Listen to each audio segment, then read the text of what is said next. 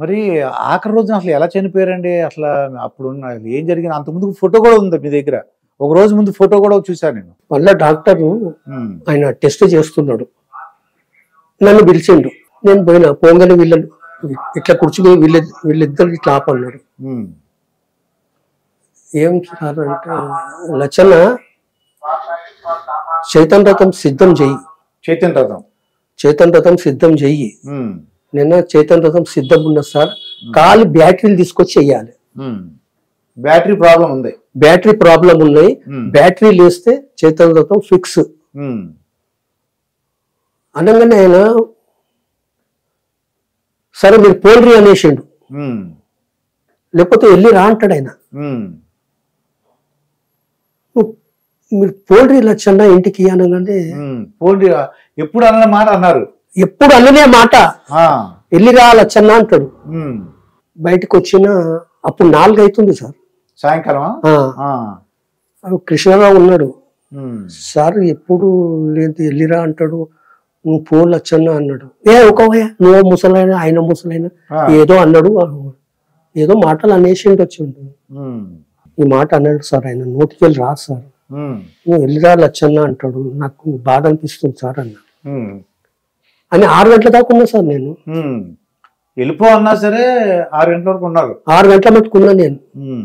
ఉండి భగవంత్ దాస్ అని గన్మెన్ ఉన్నాడు, వాడిని పిలిచిన, అరే భగవంత్ దాస్ నేను పోతున్నా, హ్మ్. ఏమన్నా ఉంటే నాకు ఫోన్ చేయి. అప్పుడు లైన్ ఫోన్ ఉండే సార్, హ్మ్. ఆయన పెట్టించిన ఫోన్, ల్యాండ్ లైన్. నాకు ఫోన్ చేసి చెప్పురా అన్నాడు. సరిగ్గా 4:15 ఫోన్ చేశాను సార్. తెల్లవారుజాము 4:15. ఆ! నేను ఫోన్ ఎత్తిన. ఆ! భగవంత్ దాస్ అంటే లచ్చన్న నువ్వు తొందరగా వచ్చేయన్నాడు. అంతే, ఆ! ఫోన్ పెట్టేసిన, అంగి వేసుకున్నా, వెళ్ళిపోయినా. ఆ! 20 నిమిషాల్లో వెళ్ళిపోయినా సార్ నేను రోల్ నెంబర్ 13. అప్పుడు ఎక్కడ ఉండేవారు మీరు? ఇదే ఇంట్లో. ఇది ఎక్కడి నుంచి ఎలా వెళ్ళేవారు అక్కడికి? Roll number 13. అది ఎలా స్కూటర్ మీద వెళ్ళేవారా? స్కూటర్ మీద నాకు చెటక్ ఉన్నది. ఓకే, చేతక్క ఉంది. హ్మ్. వెళ్ళగానే మీదికి వెళ్ళిపోయినా. హ్మ్. మీదికి వెళ్ళిపోగానే అలాగా పడిపోయి ఉన్నారు. హ్మ్. ఆయన పండుకుంటప్పుడు పట్టు వస్త్రం తీసేస్తాడు, హ్మ్. తెల్ల ధోతి చుట్టుకుంటాడు, కుండ హ్మ్. కండువా, ఇక్కడ తెల్ల టువాలు వేసుకుంటాడు. హ్మ్. ఆయన పట్టు వస్త్రం మీదే ఉన్నాడు. హ్మ్. ఆయన డ్రెస్ ఇప్పలే, ఇప్పలేదు. వచ్చిందా, మనిషి బ్లాక్ అయిపోయింది. హ్మ్.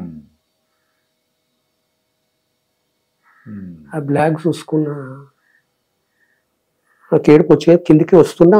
అప్పుడే చంద్రబాబు భవనమ్మ ఇద్దరు వస్తున్నారు. హ్మ్. వాళ్ళకి ఇట్లా చూపెట్టేసి నేను కిందికి వచ్చేసిన.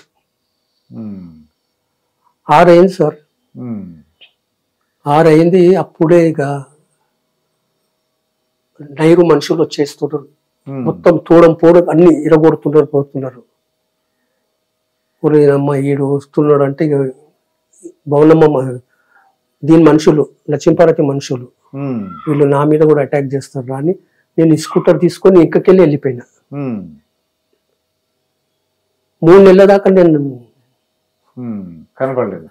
3 నెలల దాకా నా మనసు అసలు అంటే మనసులో మనసు లేదు సార్. లేదు, మనిషిగా తయారవ్వలేదు. మనిషి లెక్కనే లేదు. 3 నెలలు. 3 నెలలు. హ్మ్. మా డిపార్ట్మెంట్ వాళ్ళు కూడా లచ్చన్న నువ్వు ఉండు, అక్కడనే ఉండు, ఇంటికాడనే ఉండు, నీ ఇష్టం ఉన్నప్పుడు వచ్చి సైన్ పెట్టు. హ్మ్. వాళ్ళు 2-3 సార్లు ఇంటికి వచ్చే పైసలు ఇచ్చారు, జీతాలు ఇచ్చారు నాకు. హ్మ్. డ్యూటీలో కూడా నేను ఆఫీస్ పోయి జీతం తీసుకుంటుంటుంది, కానీ డిపార్ట్మెంట్ల కాడ తీసుకోకపోతుంటుంది.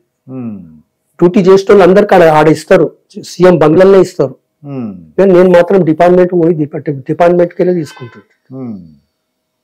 ఇక అది అయిపోయింది సార్, అంతే. అది అది లాస్ట్. ఆయన మనిషి లేడు సార్. అంటే మీకేం చెప్పారు? హార్ట్ అటాక్ అని చెప్పి ఉంటారు. హార్ట్ అటాక్ ఏమో సార్, అంతే హార్ట్ అటాక్ అని అంటున్నారు. ఎందుకంటే జాతక రోజు మాట్లాడారు, నాలుగు తిప్పారు. ఇంకా అసలు మీరు ఒక మనిషి కావడానికి 3 నెలలు పట్టింది. 3 నెలలు పట్టింది సార్ నాకు. ఎవరితో కలవలే, ఎవరితో మాట్లాడలేదు సార్ నేను. డిపార్ట్మెంట్ లో కూడా మా సదానంద్ సార్ అని ఉండే. 3 నెలల తర్వాత లచ్చన్న నువ్వు నేను కారు నడిపించింది అదే ఉన్నది. ఇదే కారు నువ్వు నడిపి నీకు ఇష్టం ఉన్నట్టు డ్యూటీ చేసుకో, నువ్వు లైన్ గా కొద్దిగా కుదుట పడుతావు అంటే నీకు సార్ వాడిన బండి అదే నడిపించుకుంటూ ఆఖరికి వస్తుంది చిన్నమ్మ ఆమె డ్యూటీలో ఇన్వాల్వ్ అయిపోయినా. అట్లనే ఇక చిన్నమ్మ అంటే పురంధేశ్వరి ఇక చిన్నమ్మ బండి నడిపిస్తుంటుంది సార్. అంత గందరగోళం అయిపోయింది సార్.